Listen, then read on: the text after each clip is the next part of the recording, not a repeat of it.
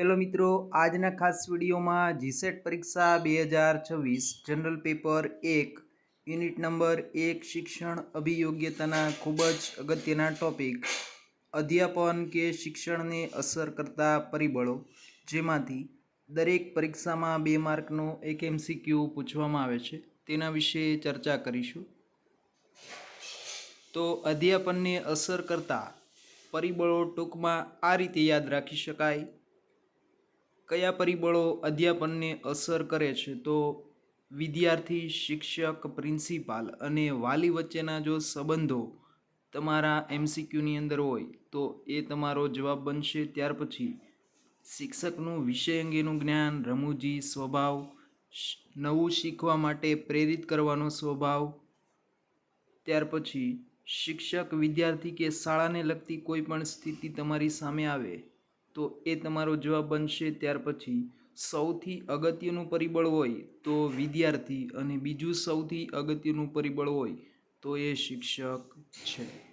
ત્યાર પછી અગત્યના MCQ વિશે ચર્ચા કરીએ એ પહેલાં, જો આપ જનરલ પેપર 1 અને પેપર 2 કોમર્સની તૈયારી કરો છો તો એ માટેની સંપૂર્ણ PDF નોટ્સ જે ગુજરાતી ભાષામાં તૈયાર કરવામાં આવી છે તે બંનેની લિંક આપને ડિસ્ક્રિપ્શનમાં આપેલી છે. તેમાં તમામ વર્ષના જૂના પેપર, સોલ્યુશન તેમજ શોર્ટ નોટ PDF તમામ બાબતો એક જ PDFમાં મળી જશે. તાજેતરના જીસેટ પરીક્ષાની પેટર્નને જોતા પ્રશ્ન થોડુંક લેન્ધી બને એવા વિધાનવાળા પ્રશ્નો પૂછવામાં આવે છે. એને અનુરૂપ પ્રશ્ન જોઈએ તો શિક્ષણને અસર કરતું સૌથી અગત્યના પરિબળ બાબતે કયું વિધાન સાચું છે? શિક્ષકનું વિષય અંગેનું જ્ઞાન, વિદ્યાર્થી અને શિક્ષક વચ્ચે લાગણી ભરેલા સંબંધો, શિક્ષક દ્વારા આપવામાં આવતી શીખવા માટેની પ્રેરણા. તો એનો જવાબ છે આપેલ તમામ. આ જ પેટર્નની અંદર હવે તમારું પ્રશ્નપત્ર તૈયાર થવાનું છે. પહેલાં જે પેટર્ન હતી એમાં એક વિધાન અને 4 જવાબો, એ રીતની પેટર્ન હવે છે નહીં. ત્યાર પછી છે શિક્ષણને અસર કરતું સૌથી અગત્યનું પરિબળ બાબતે કયું ખોટું છે? તો શિક્ષકનો રમૂજી સ્વભાવ, શિક્ષકના ઘરનું આર્થિક વાતાવરણ, ક્લાસરૂમની વ્યવસ્થા અને શિક્ષકની માનસિક સ્થિતિ. તો આમાં શિક્ષકના ઘરનું આર્થિક વાતાવરણ છે એ અગત્યનું પરિબળ નથી. જ્યારે પ્રથમ પ્રશ્નની અંદર અસર કરતા પરિબળોમાં જોઈએ તો તમામ પરિબળો છે એ અસર કરે છે. ત્યારબાદ પ્રશ્ન નંબર 3 જોઈએ, શિક્ષણને અસર કરતા પરિબળોને ઓળખો. તો કયા પરિબળ અસર કરે છે? શિક્ષકની બચાવ વૃત્તિ, એટલે કે કોઈ પ્રશ્નનો જવાબ જો તેને ન આવડતો હોય તો એ પ્રશ્નથી દૂર ભાગે છે. ત્યાર પછી શિક્ષકનું વિષય અંગેનું જ્ઞાન, તો એની પણ આવશ્યકતા છે. ત્યાર પછી ઘણે અંશે શિક્ષકનો જો પગાર સારો ન હોય અથવા આર્થિક સ્થિતિ સારી ન હોય તો એની વધતા ઓછા પ્રમાણમાં પણ શિક્ષણ ઉપર અસર થાય છે. તો જવાબ થશે આપેલા તમામ. ત્યાર પછી જો અમુક ટકા ઇઝી લેવલના પ્રશ્ન પણ આવે છે જેમાં શિક્ષણને અસર કરતું સૌથી અગત્યનું પરિબળ કયું ગણવામાં આવે છે? તો એક નજરે જોતાં એવું લાગશે કે બધા જવાબ સાચા છે, પણ અહીંયા તમને એક પ્રશ્ન પોઈન્ટ મૂકેલો છે કે સૌથી અગત્યનું પરિબળ. તો સૌથી અગત્યનું પરિબળ જો કોઈ હોય શિક્ષણની અંદર તો એ વિદ્યાર્થી છે. વિદ્યાર્થી જ નહીં હોય તો શિક્ષણ કઈ રીતે અસરકારક બનશે? ત્યાર પછી નીચેનામાંથી કયું પરિબળ શિક્ષણને અસર કરતું નથી? તો જો શિક્ષકના ઘરની સ્થિતિ એ શિક્ષણને અસર કરતું મુખ્ય પરિબળ ન ગણી શકાય.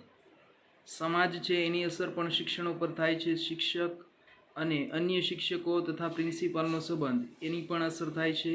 વિદ્યાર્થી અને શિક્ષકના સંબંધની પણ અસર થાય છે. ત્યાર પછી વિધાન સ્વરૂપના જો પ્રશ્ન આવે તો એ આ પ્રમાણે પણ હોઈ શકે છે, શિક્ષણને અસર કરતા પરિબળો બાબતે કયું વિધાન સાચું છે? આ જ્યારે અઘરામાં અઘરું પેપર હોય અથવા મોડરેટ લેવલનું પેપર હોય ત્યારે આ પ્રકારના પ્રશ્ન બની શકે છે. પહેલું વિધાન છે ક્લાસરૂમમાં વિદ્યાર્થી અને શિક્ષક વચ્ચેનો સંબંધ શિક્ષણને અસર કરતું સૌથી અગત્યનું પરિબળ છે તો પહેલું વિધાન સાચું છે, તો તમારો જવાબ ડી નહીં બને. જુઓ, ઘણી વખત તમારે એલિમિનેશન મેથડનો ઉપયોગ કરીને પણ પ્રશ્નનો જવાબ મેળવી લેવાનો છે. તો પહેલું વિધાન સાચું છે એનો મતલબ કે બીજું છે એ તમારા ઓપ્શનમાંથી ઓટોમેટિક ડિલીટ થઈ જશે, 2 અને 3. ત્યાર પછી બીજું વાંચીએ, શિક્ષણમાં વિદ્યાર્થીને શીખવા માટેની પ્રેરણા આપવી એ પણ એક અગત્યનું પરિબળ છે. તો એ વાત પણ સાચી છે. તો પહેલું અને બીજું બંને સાચા છે. ત્યાર પછી ત્રીજામાં શું કહે છે, ક્લાસરૂમ શિક્ષણની સાથે બાહ્ય વાતાવરણની અસર પણ શિક્ષણ ઉપર પડે છે અથવા બાળકો પર પડે છે. તો બંને વાત સાચી છે. જો ક્લાસરૂમની બહાર ઘોંઘાટ થઈ રહ્યો છે અથવા કોઈનો ઝઘડો થાય છે તો એ પણ તમારા ક્લાસરૂમ શિક્ષણને અસર કરશે. એટલે 1 થી 3 વિધાનો સાચા છે. તો પહેલું અને બીજું બંને ડિલીટ થઈ જશે. ત્યાર પછી ચોથું પણ વાંચીએ, શિક્ષણમાં વિદ્યાર્થી, વાલી અને માતા પિતા વચ્ચે સુમેળભર્યા સંબંધ હોય એ આવશ્યક છે. તો અહીંયા 4 વિધાનો સાચા છે. તો જવાબ થશે ડી. કયા પરિબળની સીધી અસર શિક્ષણ ઉપર થતી નથી? તો શિક્ષકના સ્વભાવની સીધી અસર છે એ શિક્ષણ કાર્ય ઉપર થાય છે. વિદ્યાર્થીનો સ્વભાવ એની અસર પણ સીધી શિક્ષણ ઉપર થાય છે. પ્રિન્સિપાલનો સ્વભાવ છે એ પણ અમુક અંશે શાળા અને વિદ્યાર્થીના શિક્ષણને પ્રભાવિત કરે છે. ત્યાર પછી વિદ્યાર્થીના વાલીનો સ્વભાવ છે એ શિક્ષણ કાર્યને અથવા શિક્ષણને અસર કરતો નથી, કેમ કે વાલી ઘરે છે અને વિદ્યાર્થી છે એ સ્કૂલની અંદર ભણે છે. તો આ જે પરિબળ છે એ દૂરનું પરિબળ ગણી શકાય. ફરી મળીશું આવા જ એક અગત્યના ટોપિકના વિડીયો સાથે. ત્યાં સુધી જય હિન્દ, જય ભારત.